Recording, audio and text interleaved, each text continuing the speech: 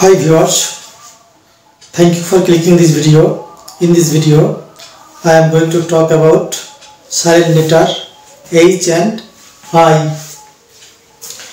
সম্মানিত দর্শক মণ্ডলী, আজকে আপনাদের সম্মুখে সাইলেন্ট লেটার H এবং I নিয়ে আলোচনা করব। আমি পূর্বে A, B, C, D, E, F, G পর্যন্ত সাইলেন্ট লেটার নিয়ে আলোচনা করেছি। তো যারা এখনো আমার ভিডিওগুলো দেখেননি, আপনারা আমার এই ডেসক্রিপশন বক্সে লিংক দেওয়া আছে, আপনারা দেখবেন। এবং আজকের ভিডিওটা হচ্ছে H এবং I। এই H এবং I কখন সাইলেন্ট হয় শব্দের মধ্যে আজকে আমরা শিখব এই ভিডিওটিতে। এই একটি মাত্র ভিডিও আপনারা দেখলেই H কোন কোন জায়গায় সাইলেন্ট হয়, I কোথায় কোথায় সাইলেন্ট হয়, কেন হয়, তার পুরো এই একটি মাত্র ভিডিও থেকে আপনারা কমপ্লিট জানতে পারবেন। তা আসুন দেখা যাক H কোথায় কোথায় সাইলেন্ট হয়। তো ডিয়ার স্টুডেন্টস, এখানে আমরা দেখতে পাচ্ছি এক নম্বর ফর্মুলা WH। কোনো শব্দ যদি WH দিয়ে শুরু হয় তাহলে আমরা কীরকম উচ্চারণ করব। এক্ষেত্রে আমরা দেখতে পাবো দুটি ইংলিশ ল্যাঙ্গুয়েজ, সেটা হচ্ছে একটা ব্রিটিশ ইংলিশ এবং দেখব আমেরিকান ইংলিশ। ব্রিটিশরা যেভাবে WH ওয়ার্ডকে উচ্চারণ করে, তো আমি এখানে দুটো ভাগ করে দিয়েছি, ব্রিটিশ ইংলিশ এবং আমেরিকান ইংলিশ। এই যে WHAT, এই শব্দটা হচ্ছে আমরা পরিচিত শব্দ, এটা হচ্ছে একটা WH ওয়ার্ড।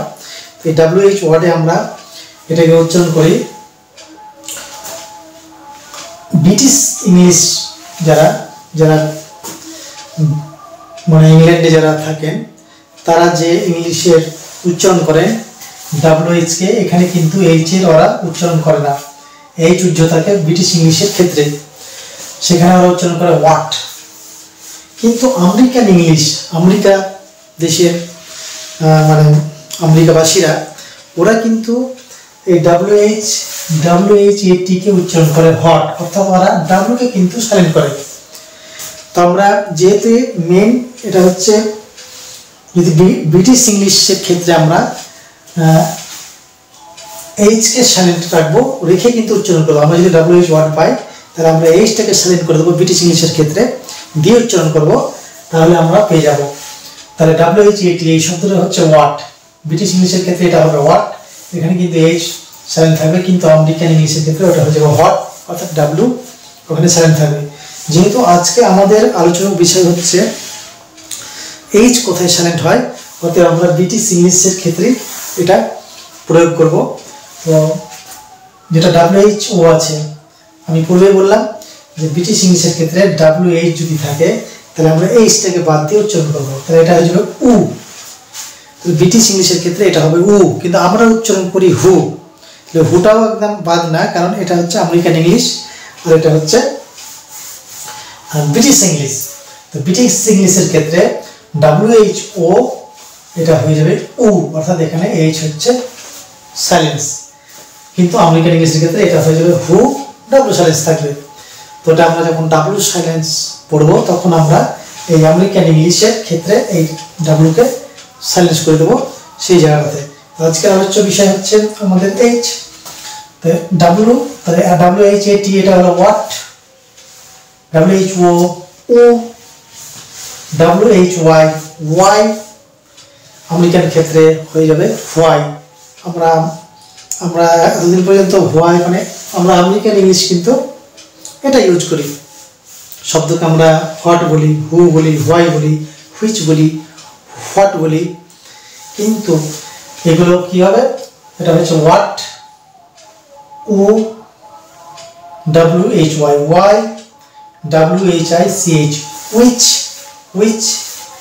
WHIT ওয়াই মানে হোয়াইট, এটা হবে হোয়াইট, কিন্তু আমেরিকান ইংলিশের ক্ষেত্রে ওটা হয়ে যাবে হোয়াইট। তাহলে যে কোনো উচ্চারণ করলে আমাদের চলবে, কিন্তু যেহেতু আমি H সাইলেন্সের এটা ক্লাস করছি, তো সেই জন্য আমাকে এই ব্রিটিশ ইংলিশটার দিকে নজর রাখতে হবে। এবং আমরা যদি হোয়াট, ও, ওয়াই, হুইচ, হোয়াইট বলি তাহলে আমাদের ভুল হবে না, কেননা এটা হচ্ছে অ্যাকচুয়াল ব্রিটিশ ইংলিশের ক্ষেত্রে এটাই হচ্ছে মানে সঠিক উচ্চারণ, সঠিক প্রনাউন্সিয়েশন এই WH ওয়ার্ড গুলির। তাহলে 1 নম্বর ফর্মুলা আমরা কি পেলাম, যে শব্দের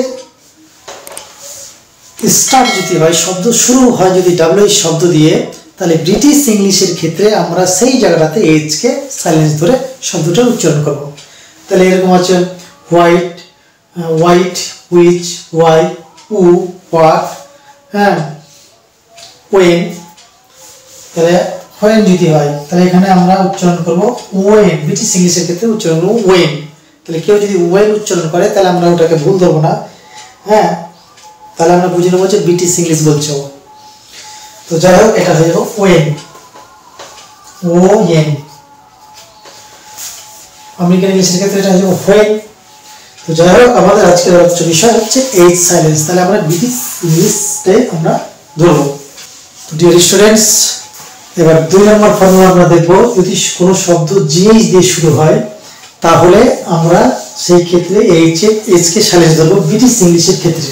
এখানেও কিন্তু ব্রিটিশ ইংলিশ এবং আমেরিকান ইংলিশের একটা তফাৎ আছে, কেননা যদি ব্রিটিশ ইংলিশ দেখি তাহলে জিএইচ দিয়ে কোনো শব্দ শুরু হলে সেই জায়গাটাতে আমরা ব্রিটিশ ইংলিশের ক্ষেত্রে এইচ কে সাইলেন্ট করব, হ্যাঁ, আর আমেরিকান ইংলিশের ক্ষেত্রে দুটোরই উচ্চারণ মিলে মানে হয়ে যাবে ঘ। যেমন এটা হচ্ছে ব্রিটিশ ইংলিশের ক্ষেত্রে গেটো, তার মানে এখানে এইচ এর উচ্চারণ আসছে না, মানে হ উচ্চারণ আসছে না, গেটো। কিন্তু ইংরেজিতে হয়ে যাবে, আমেরিকান ইংলিশের ক্ষেত্রে হয়ে যাবে ঘেটো। তাহলে জিএইচ দুটো মিলে হয়ে যাবে ঘেটো। সেখানেও দেখতে পাচ্ছি যে এইচ এর উচ্চারণ আসছে না, হ উচ্চারণ আসছে না, মানে জি কে মানে পরিবর্তন করছে। এই দুটো ক্ষেত্রে আমরা দেখতে পাবো এখানে এইচ সাইলেন্স থাকছে। ব্রিটিশ ইংলিশের ক্ষেত্রে গেটো, আমেরিকান ইংলিশের ক্ষেত্রে ঘেটো, দুই জায়গাতে আমরা দেখতে পাচ্ছি এইচ এর উচ্চারণ আসছে না। নেক্সট ওয়ার্ড দেখবো GHOST। ব্রিটিশ ইংলিশের ক্ষেত্রে এইচ সাইলেন্ট করে দেবো, দিয়ে হয়ে যাবে গোস্ট, এবং আমেরিকান ইংলিশের ক্ষেত্রে এটাকে ধরবো ঘোস্ট। তাহলে গোস্ট বললেও মানে ভুল হবে না, আর ঘোস্ট বললেও ভুল হবে না। তবে একটা পার্থক্য কি, যদি ঘোস্ট বলা হয় তাহলে যারা ইংলিশ মানে ব্রিটিশ মানে ব্রিটিশ ম্যান থাকবে, যারা ব্রিটিশিয়ান, তারা কিন্তু ভাববে যে ওরা হচ্ছে আমেরিকান, বুঝতে পারে যে এটা হচ্ছে আমেরিকান ল্যাঙ্গুয়েজ, যেহেতু আমেরিকান ভাষা মানে ইংল্যান্ডের নয়। আর যদি কেউ আমেরিকায় গিয়ে গোস্ট বলে তাহলে যা ওরা বুঝে নেবে যে এটা হচ্ছে বিদেশি, অর্থাৎ ইংল্যান্ড দেশের লোকরা। তাই এটাই হচ্ছে পার্থক্য। তাহলে দুটোই চলবে। এটা হচ্ছে ব্রিটিশ ইংলিশে আমরা এইচ কে মানে সাজেস্ট করে দিচ্ছি, আমেরিকান ইংলিশে এইচ কে ধরে জি কে একটা অন্য একটা শব্দের প্রনাউন্সিয়েশন আসছে, জিএইচ দুটো মিলে ঘ, নতুন একটা আসছে। তো যাই হোক, সেখানে কিন্তু এইচ এর মানে এইচ সাইলেন্ট থাকছে। এটা হচ্ছে গোস্ট আর ঘোস্ট। এটা হচ্ছে ব্রিটিশ ইংলিশের ক্ষেত্রে, এখানে এইচ সাইলেন্স থাকছে, দিয়ে হচ্ছে এটা গার্কিন। কিন্তু আমেরিকান ইংলিশের ক্ষেত্রে এটা হচ্ছে ঘার্কিন।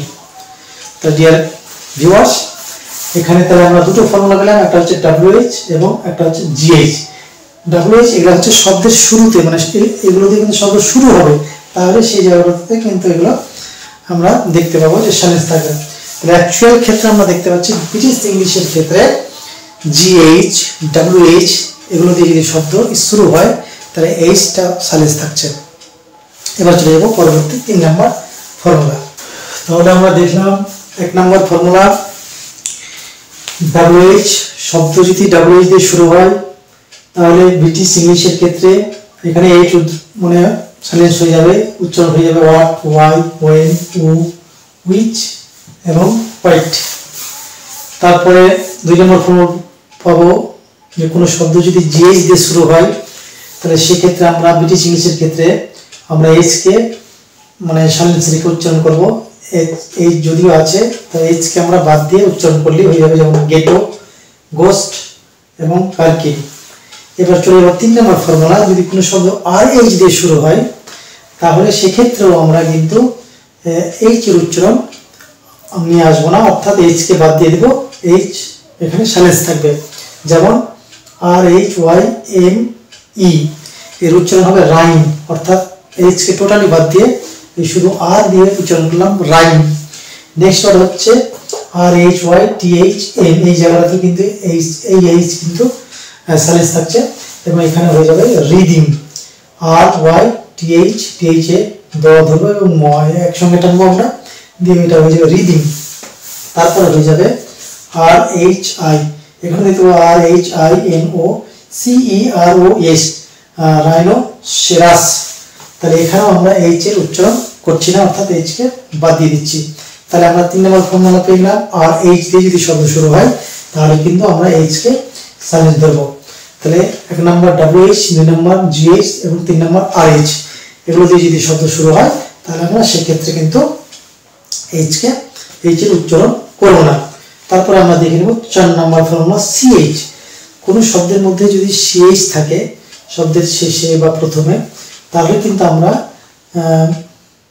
এই শব্দগুলো, এখানে যে শব্দগুলো দিয়েছি এই শব্দগুলো কিন্তু দেখব যে মানে এই জায়গাতে কিন্তু এইচ এর উচ্চারণ আসছে না। এই যেমন টেকনোলজি, তাহলে এখানে আমি টেক পেলাম, হ্যাঁ, অ এর উচ্চারণ আসছে, মানে সি এর উচ্চারণটা আসছে, এইচ এখানে উচ্চারণ হচ্ছে না। এটা হচ্ছে টেকনোলজি, এইচ কে বাদ দিলাম, হ্যাঁ, দিয়ে হলো টেকনোলজি। যদি আমি এইচ কে উচ্চারণ করতাম তাহলে টেকনোলজি হতো অথবা অন্য কিছু, কিন্তু এখানে এইচ টোটালি সাইলেন্ট থাকছে। তারপরে এই শব্দটা দেখবো, এখানেও কিন্তু এইচ সাইলেন্ট আছে, অর্থাৎ এটা হচ্ছে ইকো। তারপর হচ্ছে স্টোম্যাক, হ্যাঁ, স্টোম্যাক, এই জায়গাতে এইচ কিন্তু সাইলেন্ট থাকছে, স্টোম্যাক। এবং শব্দের শেষ হচ্ছে এটা চৈর, মানে এটা হচ্ছে কৈর বা চৈর উচ্চারণ করা যায়, এই জায়গাতে কিন্তু আমরা এইচ এর উচ্চারণ পাচ্ছি না। তাহলে আমরা এখানে পেলাম টেকনোলজি, ইকো, স্টোমাক, চৈর। তাহলে এখানে আমরা দেখতে পেলাম যে শব্দ মধ্যে, এটা কিন্তু শুরু বলে কিছু না, সেইটা শব্দের মধ্যে বা শেষে থাকলেও আমরা এইচ এর উচ্চারণটা করব না। কোনো শব্দের মধ্যে যদি আমরা সিএইচ পেয়ে যাই, সে মধ্যে থাকুক বা শেষে থাকুক বা প্রথমে থাকুক, তাহলে সেক্ষেত্রে কিন্তু আমরা এইচ কে সাইলেন্স করে দেবো, অর্থাৎ এইচ এর উচ্চারণটা সাইলেন্স পাবো।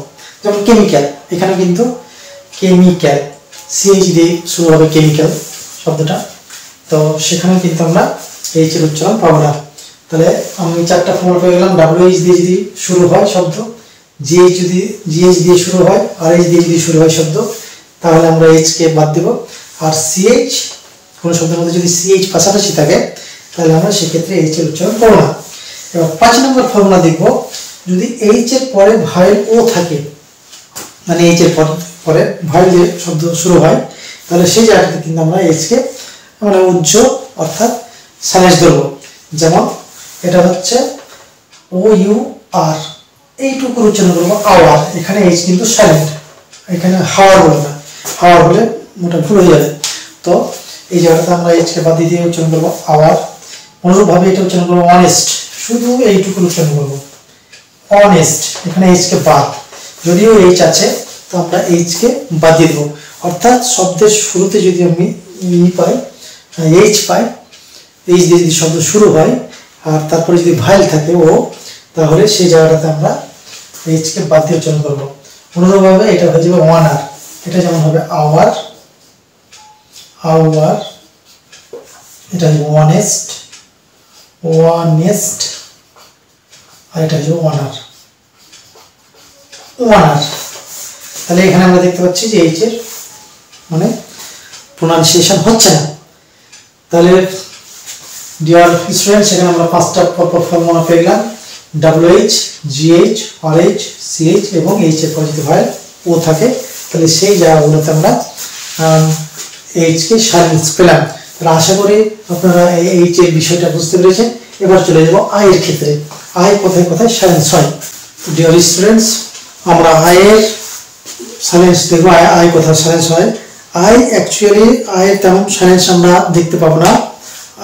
আইকে প্রত্যেক জায়গাতেই মানে এর প্রোনাউন্সিয়েশন আছে, উচ্চারণ করতে হবে, না হলে হবে না। কিন্তু কয়েকটা ব্যতিক্রম আছে, কয়েকটা শব্দ আমরা খুঁজে পেয়েছি। যেমন হচ্ছে এই একটা শব্দ, এই জায়গাটাতে আই থাকা সত্ত্বেও এখানে কিন্তু আই উচ্চারণ হচ্ছে না, পুরো আকার উচ্চারণ হচ্ছে। তো এটার উচ্চারণ হচ্ছে পার্লামেন্ট।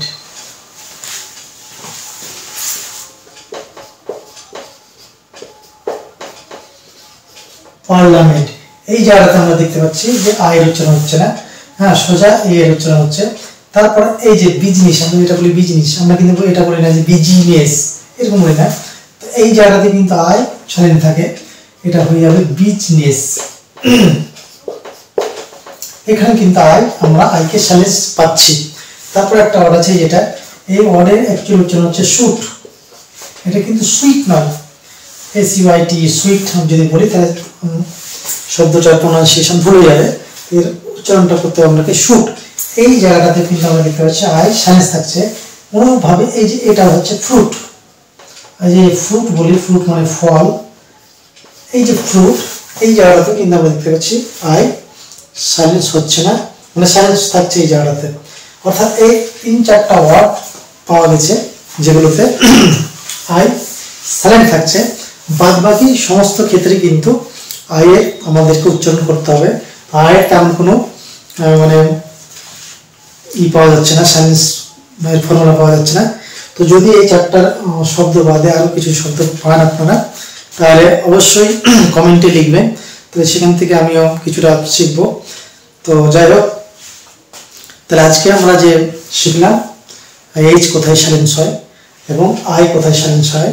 তো আপনারা আশা করি এই ভিডিওটি দেখে বুঝতে পেরেছেন, এবং ভিডিওটি আমি আশা করবো এই ভিডিওটি আবার মানে রিপিট দেখবেন, বারবার দেখবেন, তাহলে সেগুলো মনে হয়ে যাবে। এবং যে শব্দগুলো আমি এখানে ব্যবহার করেছি সেই শব্দগুলোকে আপনারা খাতায় টুকে নিয়ে সেগুলোকে বারবার প্র্যাকটিস করবেন।